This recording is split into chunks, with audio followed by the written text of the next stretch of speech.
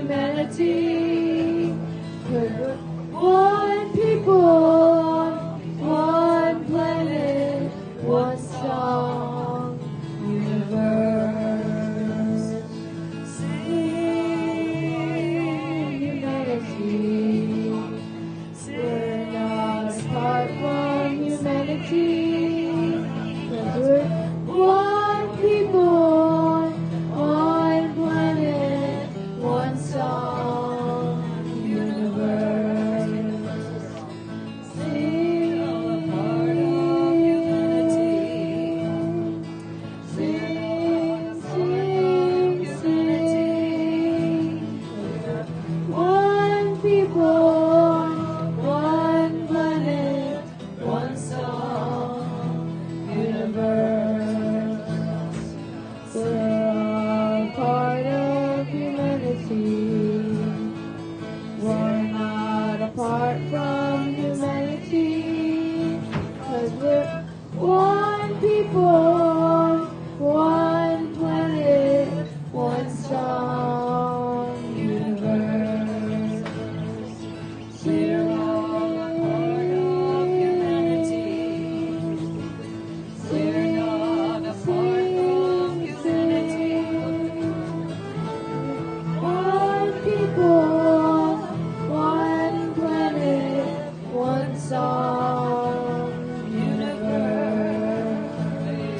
Sing part of humanity.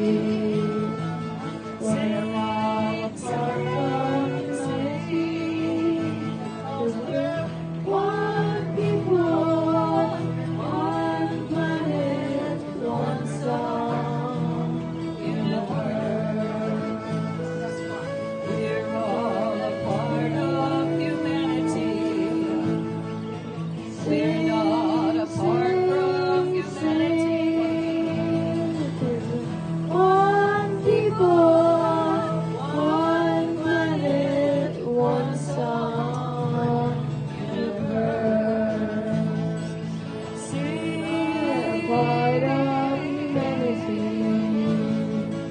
We're not part of humanity. 'Cause we're one people, one planet, one song, universe. One people, one planet, one song, universe.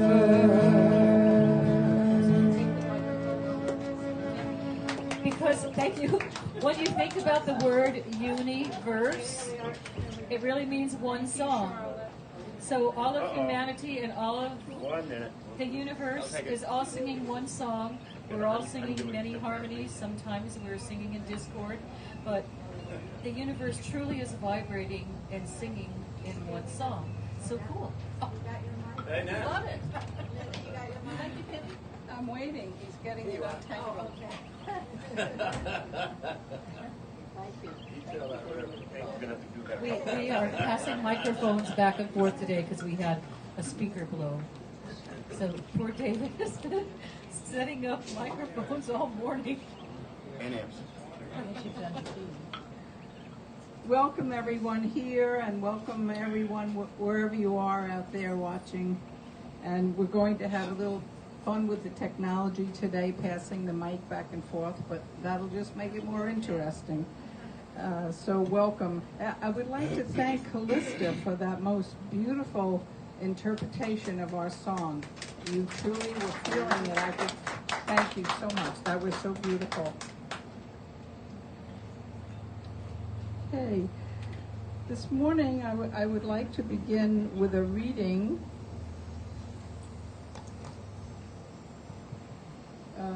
It's from the Unity publication, Peace in the Midst, and it's a Hinduism selection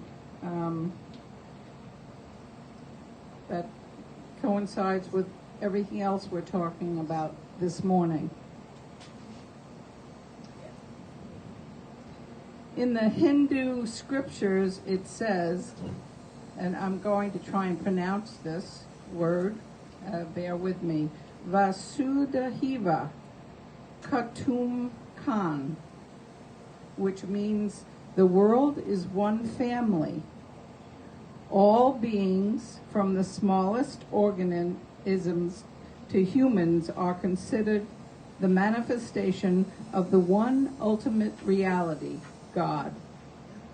Humankind carries a special responsibility with the capacity to not only tolerate the differences, but respect the differences and acknowledge the fact that there are many pathways to realize the ultimate reality, which is God.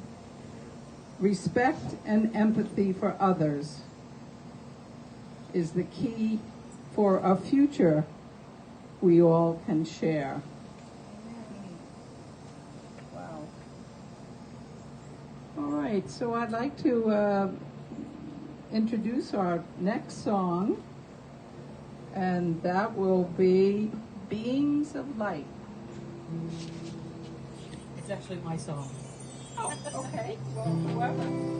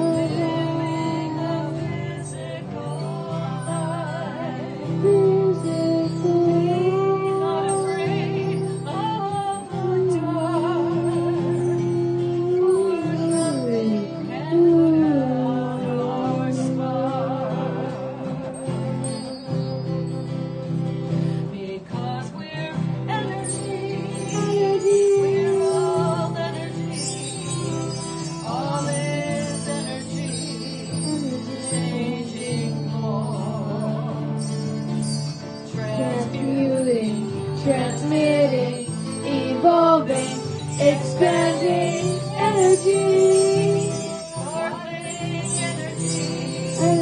Endless energy. Evermore. We are all beings of light. Living a physical life. We come from the stars to play our part.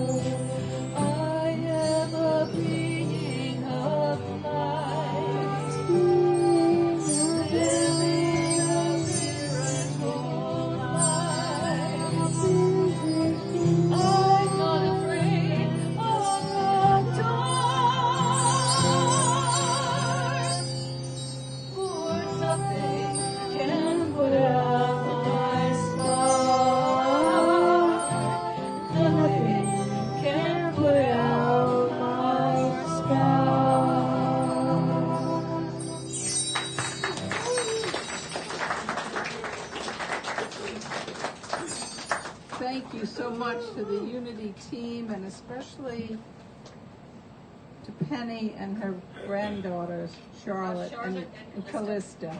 Thank you. Beautiful. Thank you so much. Wonderful. And Isabel. Well, I said the team, but Isabel. Not my granddaughter.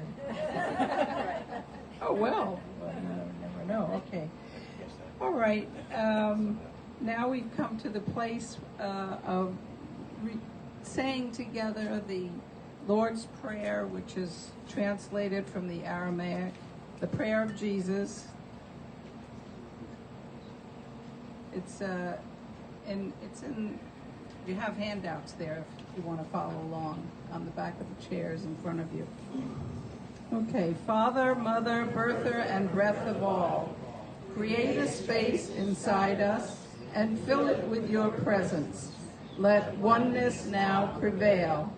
Your one desire then flows through ours as energy fills all form.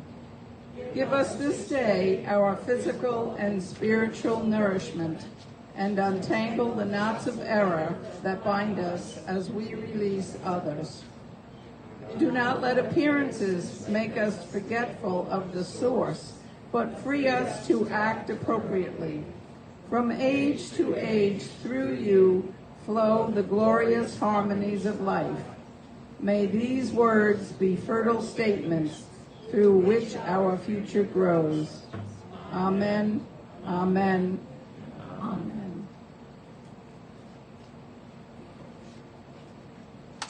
And the daily word, the Unity ongoing for over 100 years. I don't know how many years, but I know it's well over 100. Daily word, prayers and thoughts for the day. Today's word is thoughtful. My kind thoughts and deeds are a blessing, is the affirmation for today. Today I bring the love and peace of God to all my encounters by being thoughtful. More than politeness and deeper than kindness, thoughtfulness means I consider the comfort and happiness of others equal to my own. My intention is to let those in my life know what they mean to me. I may reach out to someone who needs an encouraging word, letting them know they have what it takes to succeed. I may surprise someone with a kind act, anticipating a need and taking care of something for them before they have to ask. Each thoughtful word and act lets those in my life know how important they are to me and how worthy they are of my time and attention. And the scripture that's supporting these ideas is Hebrews chapter 13, verse 16. Do not neglect to do good and to share what you have, for such sacrifices are pleasing to God. And now another beautiful song, I'm sure. Blessing to the World. Thank you, Charlotte. This one features Charlotte.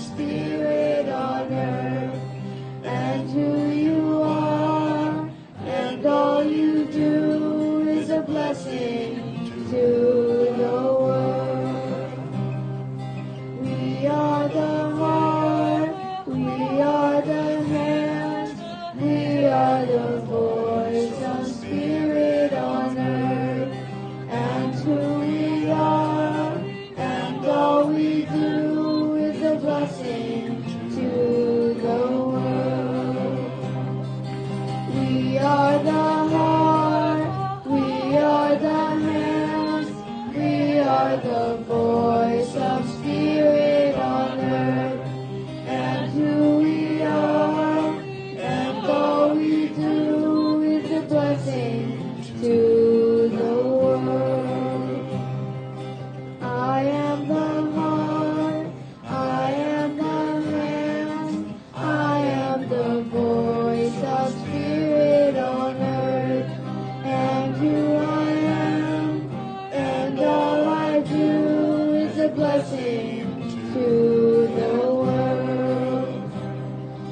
I am the heart, I am the hands, I am the voice of spirit on earth, and who I am, and all I do is a blessing to the world.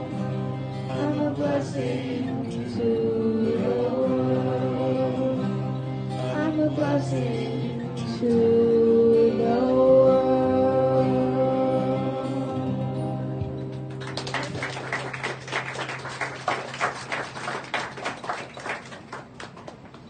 Thank you, Charlotte, and the music team, thank you. And I would like to introduce Reverend Margaret Hiller, who will lead us in our meditation and give us our message for the day.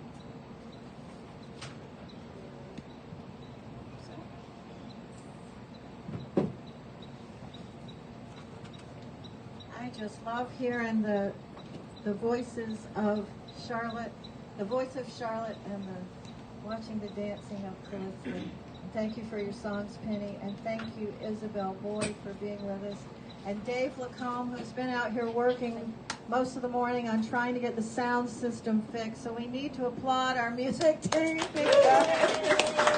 Thank you, Anton, for bringing, I don't know if he brought a speaker or an amplifier, but at the last minute, he's bringing equipment. Thank you, Thank you. Anton. Save the day. So, as you know, we are in our 6-week series on unity and world religions based on the book by Unity Minister Reverend Paul John Roach. And today we're looking at Hinduism. And I need to make a disclaimer. You know, I'm not an expert. If you want a deeper study, then you know what to do. But here's a great thing. Today after service, we're going to do Connect the Dots. And Jesus Hernandez is going to bring us more information on his studies in Hinduism. So you're welcome to stay after the service for a little while to continue the conversation of today's topic.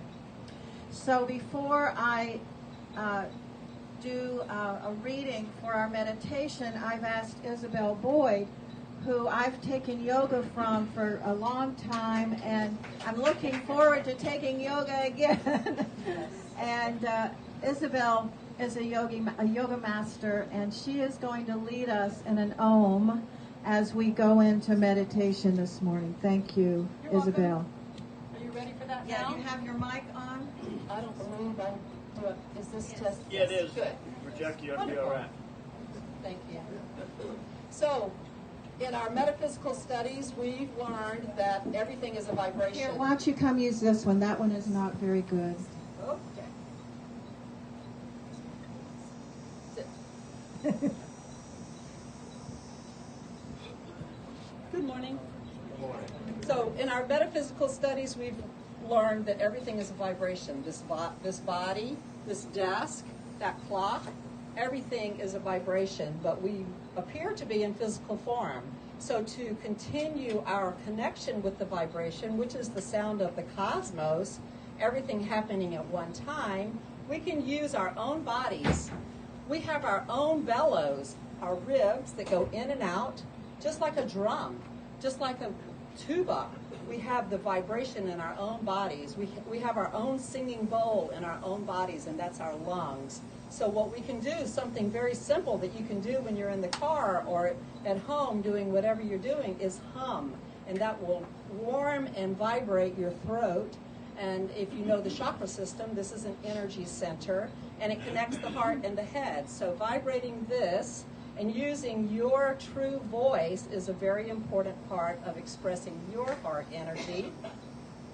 So that's a long explanation, yes. But that's why we like to Om in yoga, because it opens your heart and connects your heart to your head through this energy center, which is your throat. And you know how your voice sounds when you're in pain or if you're excited, your voice changes. And so it's a very potent tool for us all to use. And we can start with just what we call a B breath or Bhavani breath, which is just a hum with your lips together. Why don't we all try that like this after your next deep inhale.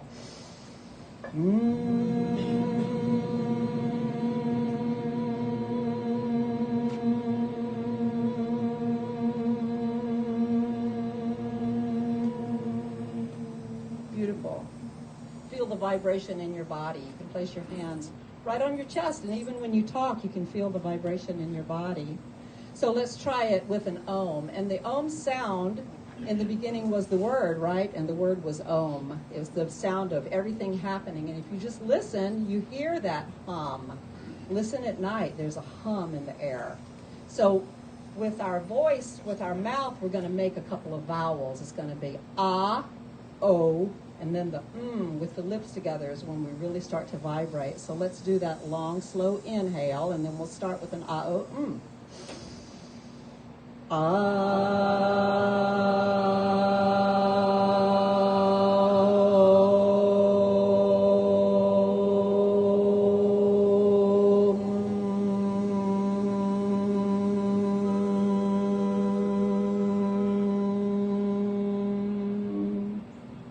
So you can feel the vibration in your chest, in your throat, and in your head. And that puts you in a state of meditation, receptivity, and clears the chatter from the mind. So let's do just the Om one more time, please. Let's do it. Go into meditation. All right, after your next deep inhale, feel the vibration in your own body. Inhale, lift.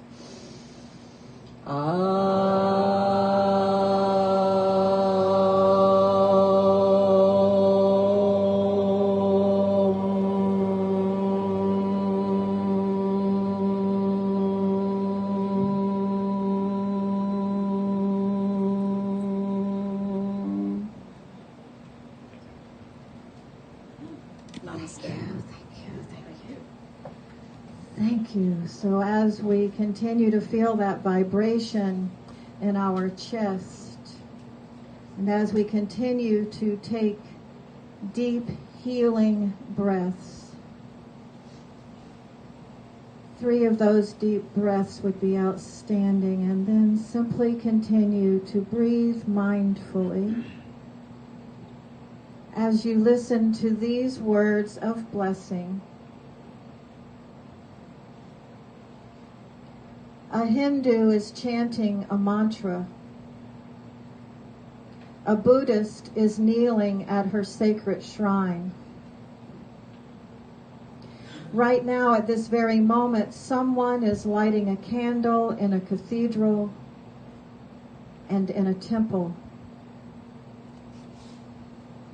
Right now, someone is making their Hajj toward Mecca, for it is the will of Allah. Right now, someone is drumming, someone is dancing. Right now, someone is lighting a fire in a jungle as an ancient mystical drama is dawning. In this very moment, someone is singing, someone is chanting, someone is whirling in ecstasy. Many, many pathways up the mountaintop, and the view is always the same from the summit. In the dawning of the spiritual sun, for a moment, all things become as one. The Christian, the Buddhist, the Muslim, the Hindu, the Jew, the atheist, the Gnostic, the shaman, the Wiccan, all become one in this moment.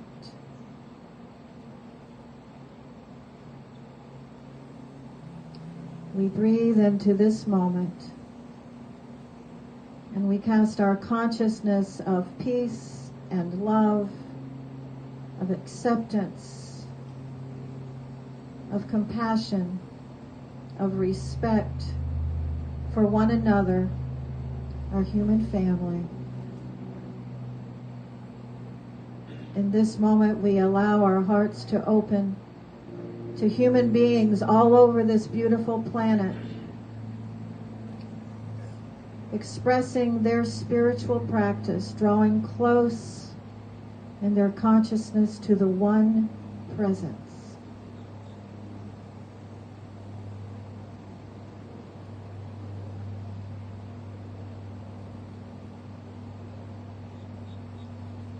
We allow our hearts and our minds to open to this oneness with all beings, human beings, animals, four-leggeds, two-leggeds, the winged ones, the finned ones, all kingdoms, air and water, the soil. We allow ourselves to feel oneness with all life.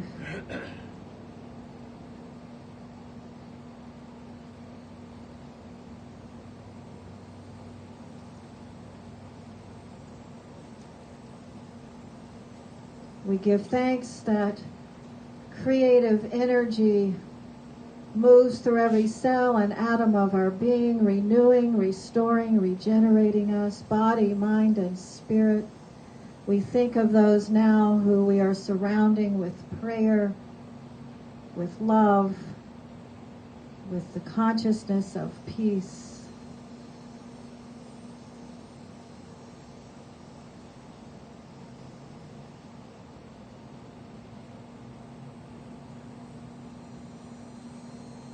We breathe in peace, and we breathe out peace.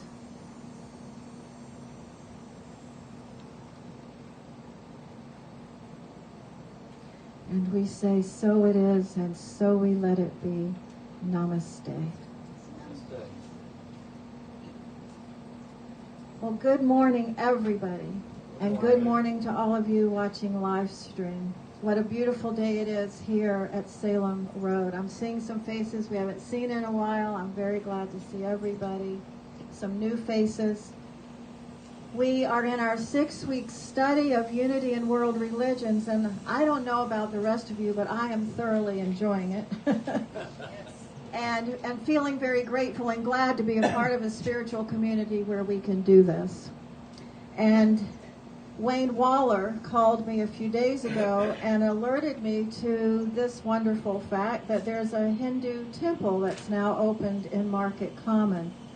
And so I called over there and I spoke with Mr. Patel, and I invited him to be here with us today to do a blessing, and he wants to come and be with us on another Sunday but could not be here today.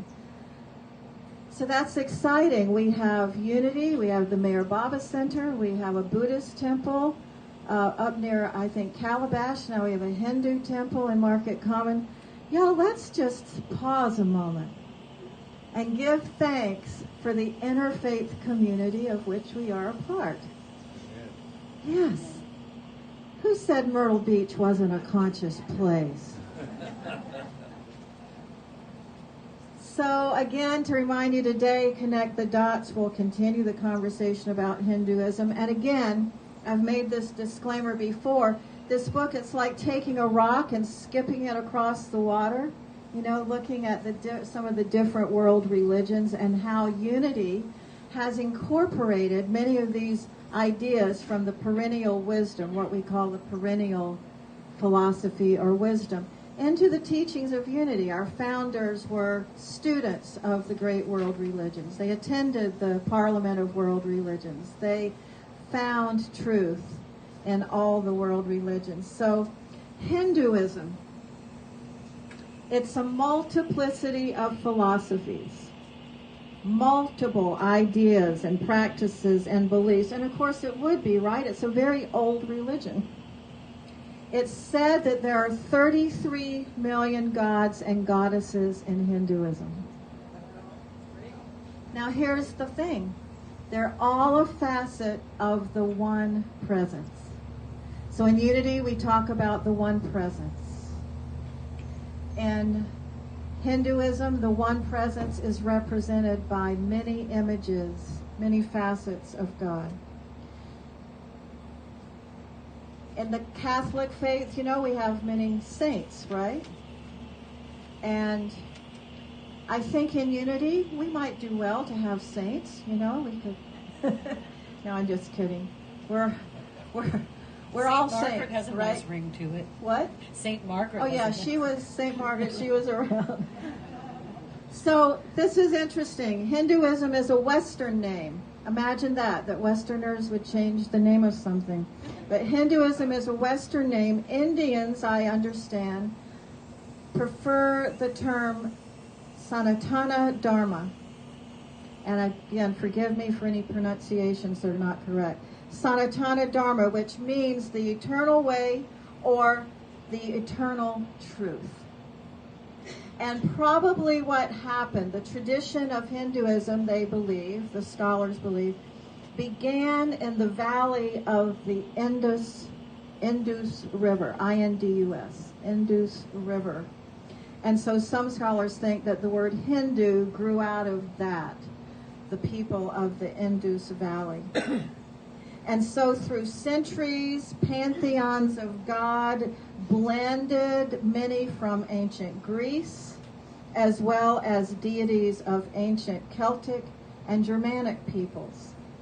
I didn't know that before, so this is good for me to know. India is a birthplace of 3 other world religions besides Hinduism. It's the birthplace of Buddhism, Jainism, and Sikhism. And so all of these ideas, all of these beliefs have in a way blended. You know, the Christian churches, the cathedrals in Europe, many of them were built on ancient sites that already existed from other spiritual paths. And so they built their cathedrals on top of those sites that were already considered sacred. So we're all a blend. We've all been mooshed together. It's a spiritual term, the mooshing, the great mooshing of us. So their texts, the Hindu texts, are the Vedas, meaning knowledge, the Brahmanas, and the Upanishads, referred to, I love this, these 3 texts, as the Himalayas of the soul. Isn't that beautiful? The Himalayas of the soul. Allegedly, the Upanishads were read each day by Ralph Waldo Emerson, one of the philosophers and teachers that unity looks to, and also read daily by J. Robert Oppenheimer, who is known as the father of the atomic bomb. Interesting. Mahatma Gandhi began each day reading passages from the Bhagavad Gita and the Sermon on the Mount. And Gandhi believed that these 2 texts, one Hindu, one Christian, provided everything needed to achieve liberation. So when you wake up at 4 a.m. and wonder, you know, what's the formula for achieving liberation, you might want to consider that, the Bhagavad Gita and the Sermon on the Mount. One of the texts that Gandhi used daily, the Isha Upanishad, in part it reads, "The Lord is enshrined in the hearts of all. The Lord is the supreme reality. Rejoice in the Lord through renunciation, covet nothing. All belongs to the Lord. Thus working, may you live 100 years. Thus alone will you work in real freedom. The self is one, ever still. The self is swifter than thought, swifter than the senses. Though motionless, the self outruns all pursuit. Without the self, capital S, never could life exist. The self seems to move, but is ever still. It seems far away, but is ever near. It is within all and transcends all. I'm going to read those two last lines again. Jesus simply said, the kingdom of heaven is where? Within us. The kingdom of heaven, the place of deep wisdom, the place of knowing our eternal spiritual essence. So this is talking about the same thing, the self, the capital S, self. So think about this place within you. Think about this aspect of you. The self seems to move, but is ever still. It seems far away, but is ever near. It is within all and transcends all. That's the place that Charles Fillmore invited us to draw close to when he said, spend time in the silence. Draw close to that eternal self. So there are many gods in Hinduism. And I'm going to read to you just a short paragraph about some of these gods. The nature of God in Hinduism, multiplicity of gods and goddesses. So there are 3 dominant deities that emerge, along with their female counterparts. Now he could have said there are 3 female gods along with their male counterparts, but we won't take issue with this right now. Okay. There is Brahma, the creator god, whose consort Saraswati is the river goddess of knowledge, music, and the arts. Is that beautiful? Second is Vishnu, the sustainer and preserver, and his consort is Lakshmi, who is the goddess of wealth and provision. And the third element of this one god, the third, is Shiva, the auspicious god of destruction and transformation. And his consort, Parvati, who has both light, peaceful aspects and dark, frightening aspects. So these 3 aspects of God. Now, you know, in the Christian or the Jewish scriptures, Hebrew scriptures, we're told that God is the creator and the destroyer. Same idea as Shiva. The power of the one presence can be used for contraction or expansion, for life or changing life. And as we know in quantum physics, you can't destroy energy, it only changes form. So when we talk about destruction, we can also look at it from the big perspective, God perspective, as changing form, because nothing can really be destroyed. So there are many gods representing the one presence, formless yet taking many forms. God is neither male nor female, yet takes infinite forms in an infinite creative process. Now think about your own life. Think about how many ways you've expressed your selfness in this one body, in this one life. And if your perspective holds other lives, then think about all the different ways you've expressed your one self in human form throughout your many lives. We're very creative. Why? Because we're part of the one presence. So this is an interesting, something interesting to think about. A statue of the dancing Shiva. Do you all know the dancing Shiva? It's a very popular statue here in the West. A statue of the dancing Shiva, remember the god of creation and destruction, is located at the entrance of the particle accelerator at the European Organization for Nuclear Research in Switzerland. That'll make you pause. The Lord of the dance, this is Shiva, dancing the world in and out of existence. The auspicious god of destruction and transformation. After the detonation of the atomic bombs to ending World War II, Oppenheimer, again the father, known as the father of the atomic bomb, he quoted the Bhagavad Gita when the bombs were dropped over Hiroshima and Nagasaki. He quoted the Bhagavad Gita, "Now I am become death, the destroyer of worlds." Again, it makes us pause because our human family has tapped into the power of the creative presence. And we brought that power into the third dimension. So we pause to consider when we draw close to the one presence, we are drawing close to a mighty power. And we can use that power to bring life or to bring destruction. So we take a deep breath today into the ideas of looking at the reality of what we human beings have been allowed to look into. And the prayer or the intention or the goal to be set free from illusion, part of what we're inviting ourselves to do is to draw close to this power and know that we have a part in creating the world that we're manifesting. We're manifesting collectively.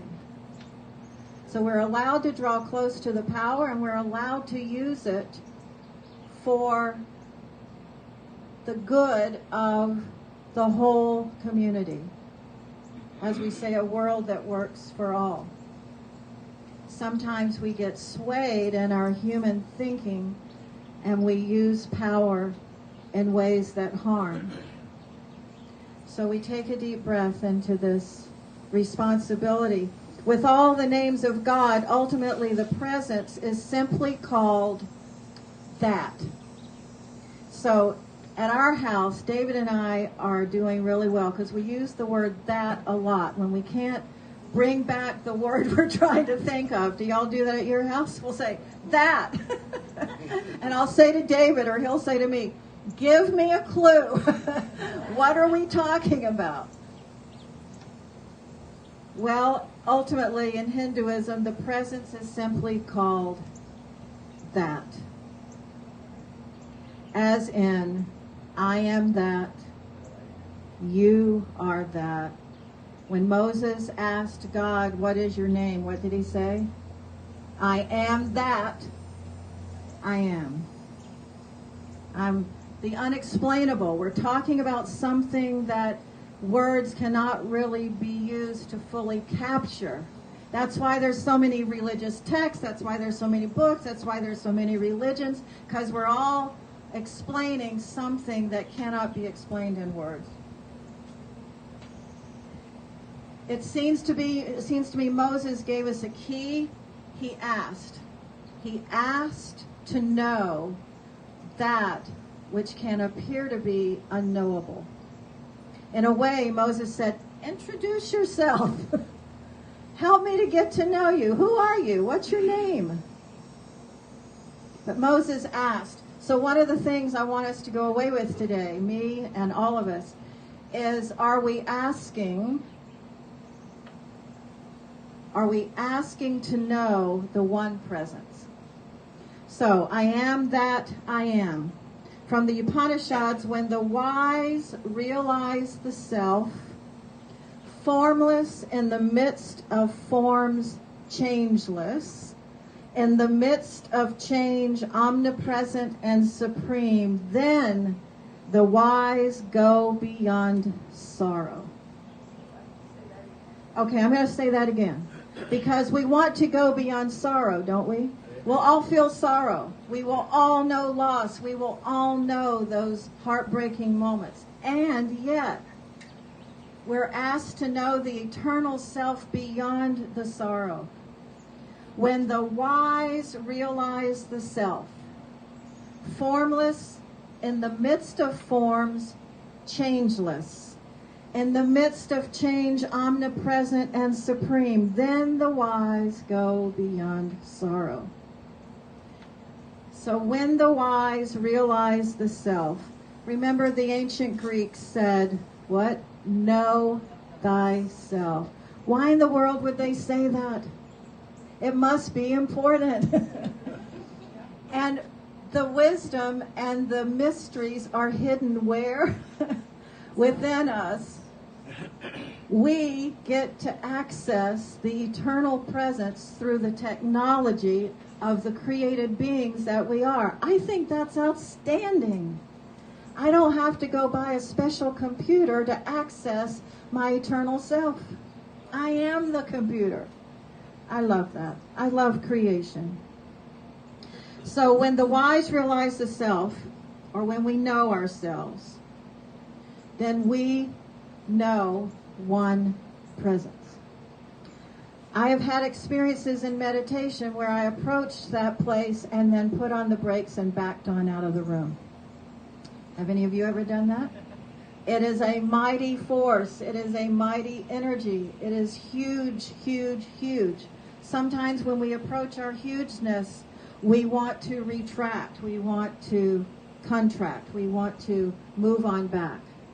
I want to know you. I want to know you, one presence. And then we arrive at a place. Well, just no, maybe not right now. So knowing the hugeness of who we are is part of what we're invited to do in Hinduism. And the Book of Thomas, that's one of the banned books. So go out and get your copy today. Book of Thomas was not included in the King James Version of the Bible. But we have the Book of Thomas, and in it we're told that Jesus said, examine yourself. Learn who you are and how you exist and what will become of you. Also from the Book of Thomas, again, we're told Jesus said, he who has not known himself does not know anything. So we can read all the books in all the libraries, but if we forget to read the book of our own true nature, then we don't know anything.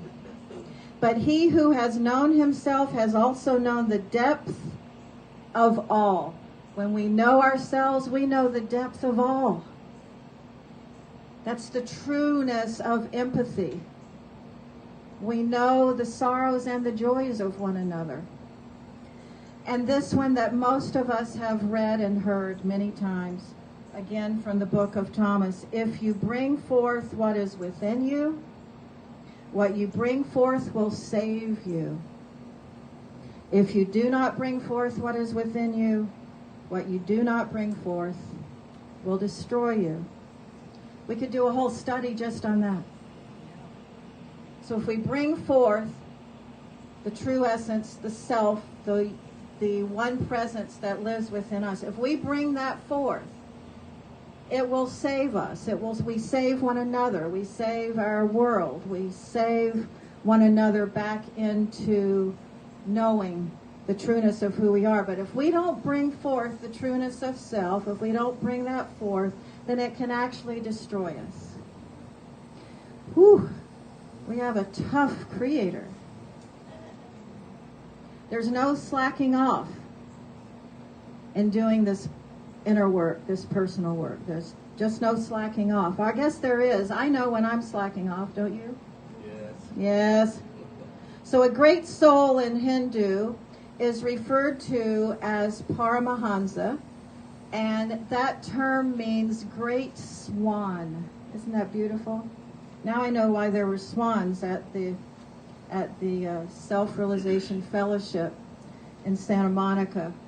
A lot of us are familiar with Hinduism through the teachings of Paramahansa Yogananda.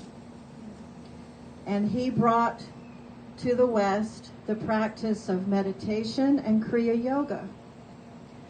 Many of us have been affiliated or have at least read the books from Self-Realization Fellowship. And simply his teaching that he brought was the teaching of realizing the self. In other words, making real the true self. If I'm going to express in the world, do I want to express my small self or my big spiritual self? Because we do have a choice. And on occasion, Little self gets the last word. Have y'all ever done that? Okay. Yogananda said this, your self-realization is the best help that you can possibly render to others. Think about that. What can I do to help the world? What is my calling? I get that question from folks from time to time. Or they'll say, I don't know what my calling is. Well, here's one of the answers. Your self-realization, you realizing your one true nature. This is the best help that you can render to others. Again, as Unity says, do your personal work. Then you will be a blessing to others. So Charles Fillmore pointed continually to being in the silence. Why would he do such a silly thing? There's work to be done. Well, apparently, Yogananda and Fillmore thought the most important work to be done was the inner work of realizing our one true nature. Yogananda said this, he said, silence is constantly speaking.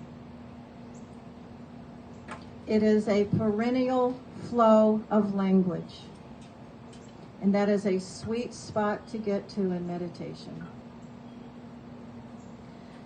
I read Yogananda's books, particularly Autobiography of a Yogi. Y'all heard that story, how I resisted reading that book because it was against my former religion to read anything but Christianity. But I got my heart and mind right. I read that book. What a blessing it was. So much of that book was honoring and respecting Jesus. What a surprise that was. I didn't ever meet Yogananda. He lived in our lifetime. I did know Roy Eugene Davis. I met Roy for the first time in the mid-1980s. He spoke at our church a few times. He was a direct disciple of Yogananda. He established the Center for Spiritual Awakening in Lakemont, Georgia. And also Roy Eugene Davis's disciple, Ron Lindon. He has been a part of our unity movement for many years and has also spoken at this church.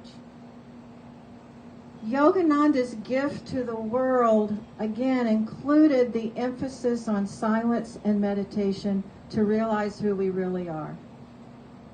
It seems that we don't realize enough who we are without spending time with the one presence in a concentrated moment of silence and meditation. In Unity, we teach that there is a spark of divinity within everyone. Hinduism says this, the individual soul, Jiva, is none other than the Atman, the Spirit of God. And like Unity, this teaching affirms the ultimate self-worth of humankind. Our ultimate self-worth, our ultimate divinity. We teach in Unity that we are born in original blessing. We are born in original blessing. Many of us were taught we were born in original sin. So let's repeat that again. We are born in original blessing. We're created as the light of the world. So the concept of the fall of humankind, that is a Christian idea, the concept of the fall, or power of evil or the devil, is absent from Hindu philosophy. Whew, what a relief. Now, they do talk about the demonic tendencies or crazy tendencies in human consciousness. We let our minds get away from us. Have you ever heard the phrase, get a hold of yourself? I mean, there's something to that. Get a hold of your big, giant, true nature self. Come back to yourself. Return again. It's the true meaning, of returning to the one presence. Freedom or enlightenment comes when we release ourselves from attachment to the world of illusion. That would be good. The concept is this: there's a veil of illusion that covers the truth and prevents us from seeing the real. Now, how many of us have made up dramatic stories about this or that when we don't fully understand an event? How many of us have done that? We want truth tellers here this morning. Yes. We'll make up a story about an event, and then we get to find out that we had the facts incorrect and we were making up a story about something that wasn't real at all. Well, human beings are really good at that. We're good about making up stories and getting caught in the illusion. So in Hinduism, we learn about the samskaras. Our actions or intentions leave samskaras or impressions or imprints in the mind, which await resolution. You know, in Hinduism, we're born over and over, and we'll keep working on the issues until we get them right, until we do our transformation work. These samskaras, these ruts, don't we get into ruts, we human beings? Don't we do that in our thinking? When we lived in Oregon, I hiked at a certain place with our wolf dog called Immigrant Lake, and you can still see the ruts from the wagons on the Oregon Trail. They were so deep, and the wagons followed the same ruts in the path. Well, we do that. We human beings, we get a certain idea and we'll follow that rutted idea for our whole lives until we have a moment of awakening, a moment of transformation, and we realize that idea was faulty all along. And we get to say, yes, but that's what my parents taught me, that's what my teachers told me, that's what my religion told me. But we have a moment of transformation, of waking up, and we realize we're ready to climb out of that rut. So in Hinduism, it's about giving up the world of illusion. We release ourselves from attachment to the illusory world, and we renounce its power over us. Now, this is very similar to the unity teaching of affirmations and denials. As a psychotherapist, I don't like to talk about that denial too much because people misunderstand it, but here it is very simply. In unity, we affirm our oneness with the one presence. As we pray every Sunday, we do not let appearances make us forgetful of the source. In unity, we affirm our oneness with the one presence. And we deny that the world of events or circumstances have ultimate power over us. That's it, simply in a nutshell. We affirm our oneness with the one presence, and we deny that events and circumstances have ultimate power over us. And then we get to the paths of yoga. Yoga literally meaning union with the divine. There's yoga for, karma yoga for action and service, consecrated action and service. Bhakti yoga is a focus on devotion to God. Jnana yoga is path of knowledge, intellectual discipline, intuition, and study. And Raja yoga is the unfoldment based on virtue, body postures, breath, detachment, meditation, deep contemplation. I'm going to curtail my remarks because the speaker has run over a little bit. But we'll continue this conversation in our Connect the Dots right after service. So, from the Bhagavad Gita, he who in oneness of love loves me whatever he sees, wherever this person may live, in truth this person lives in me. In other words, Hinduism invites us to love all that we see. That seems like a hard one. To love all that we see. I have prayer beads here this morning that were brought to me from a friend who went to India, and she said the hardest thing for her in India was loving all that she saw, because there are a lot of hard things to look at in India, but same here in our country. It's a divine and spiritual practice to love all that we see. The word Om that we did earlier means creation, preservation, and destruction. It's the one sound. In the beginning was the Word. So it's a ritual, it's a way to draw close to one presence. So last Sunday, I spoke at the Unitarian Church. After our church service, you know, they had a dedication of their peace pole. Our peace pole has 4 languages on it. Their peace pole has 8, including Braille and Gullah. Isn't that great? But while there, I was guided to do this chant, and I'd like to end this morning with this chant. I'm going to say it through first by myself, and then I'm going to ask you to say it with me, okay? And I'm going to really project my voice because I'm going to put down the mic. It has hand movements, so prepare yourself. Okay, so I'll do it first and then we'll do it together.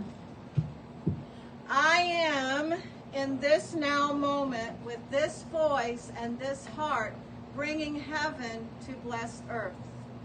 Now let's do that together. I am in this now moment with this voice and this heart bringing heaven to bless earth. We'll do it a third time. I am in this now moment with this voice and this heart bringing heaven to bless earth.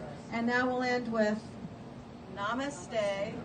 Namaste meaning the divine in me bows to the divine in you. Namaste.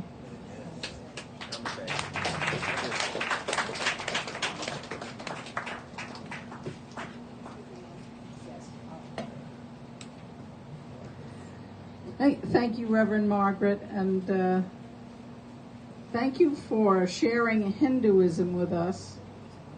The one presence represented by many facets, that everything is one, and the eternal self within each one of us. Thank you. Reverend Margaret, I would like to invite you to receive and bless the offering, and our wonderful music team will play Down the River. And I would like you all to stand, please. This is we're going to take the offering so we can they can stand when after they go. that. Okay, all right. We're going to receive the offering. So Reverend Gervais is not here, so I'm going to hope to do it as well as he does.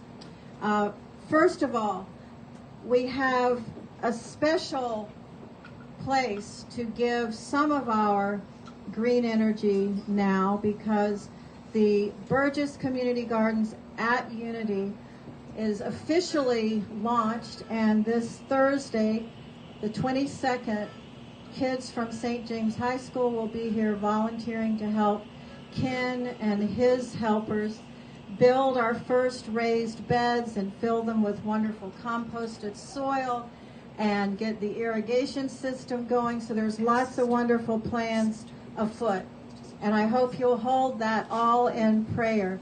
We have a special box for you to put your donations. I brought some of my change today and some, as my granny used to call it, folding money, and putting this into the box.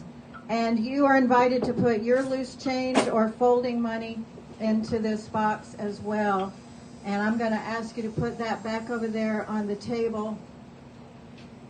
We're really running out of time. We're running out of time. So you know how fast I talk, so I can make it, okay? So back there on that table also, in terms of what Margaret just now said, because we're having the grand opening of Burgess Community Gardens, are tax-deductible forms for yourself, for communities that you know, going to Lowe's, Home Depot, Ace, wherever it is you go.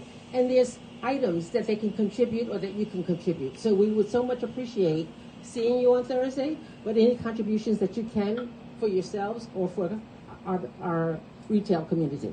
Stay here, okay, 4 to 5:30 on Thursday, and we're not sure what the time or the days will be in the future, but we'll know soon. And I want us to just take a moment and pause and thank Daryl and Alexander for really pushing this idea through and getting St. James High School on board so enthusiastically. And Ken for helping me. Sonny, who's going to be doing the marketing. Ken, anything else you want to say? Okay, so we'll see you Thursday.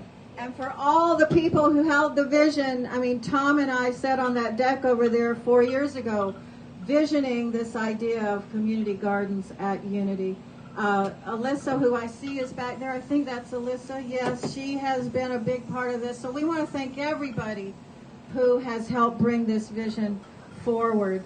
So we want to now take a deep breath and pause and give thanks that we get to give, we get to share our generosity, we get to support the organizations and the groups that we feel are making a difference in the world for good. And so we hope you'll include Unity on that list.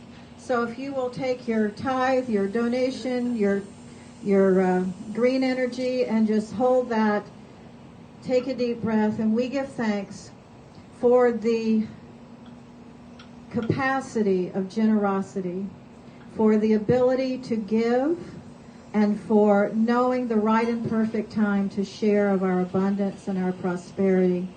And so we hold this organization, Unity Myrtle Beach, in prayer with good thoughts.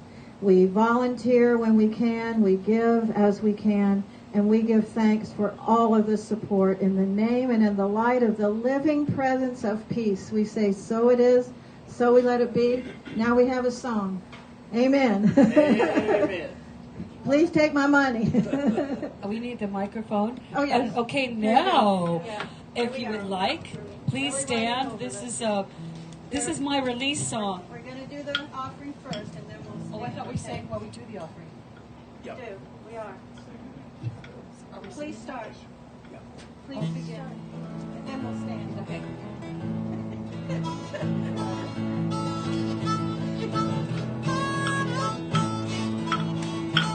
Let it flow down the river, let it flow. Let it flow down the river, let it flow. Take your worries and your frets, all your sorrows and regrets. Let it flow down the river, let it flow. Let it go. Let it go down the river, let it go. Let it go down the river, let it go. Take your worries and your breaths, all your sorrows and regrets. Take them down to the river, let it go. You're standing on the bridge, watching all your sorrows flow away. Or you listen to the sound, turn yourself around, and watch what the waterfall brings.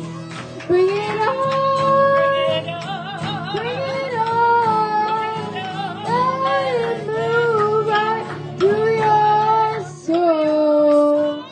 The past is gone, don't hold on, let it flow.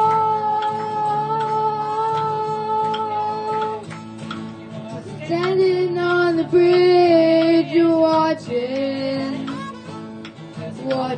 all your sorrow float away.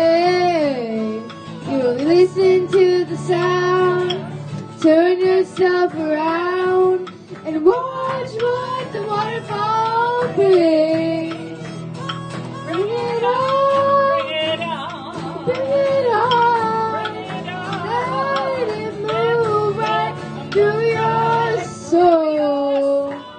The past is gone, don't hold on, let it flow.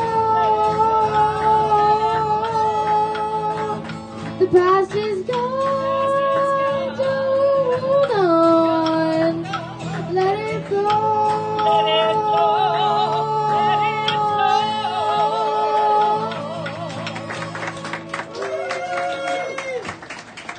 All righty, we need a microphone down here. We're going to microphone down here. Yay! Thank you. Let it flow. Let it flow. We give thanks for all the blessings, all the support, all the good thoughts and prayers, and all the green energy. We give thanks. So it is. Amen. Amen. So, y'all can be seated because here we have the most important part, the announcements. We want to welcome everybody today and anyone new for the first time. You haven't been here before. I know we have a few of you folks. If you want to stand and say your name and where you're visiting from, please. Everybody jump up at once. Yes, ma'am. My name is Melissa. I'm visiting from Wagner, South Carolina. Melissa from Wagner, South Carolina. Yes, sir. My name is Dennis. I'm visiting from Myrtle, Inlet. Dennis from Myrtle, Inlet. And I'm Noel. We're visiting from Myrtle Beach. Noel and Vicky from Myrtle Beach. Now, I know Noel and Vicky were at the Unitarian Church last week. That's where we met. Now, anybody else? First time. And it's good to see some faces we haven't seen in a while. And welcome everybody. Next Sunday, we do our last part of the 6-week series. Next Sunday, we'll talk about unity and Taoism.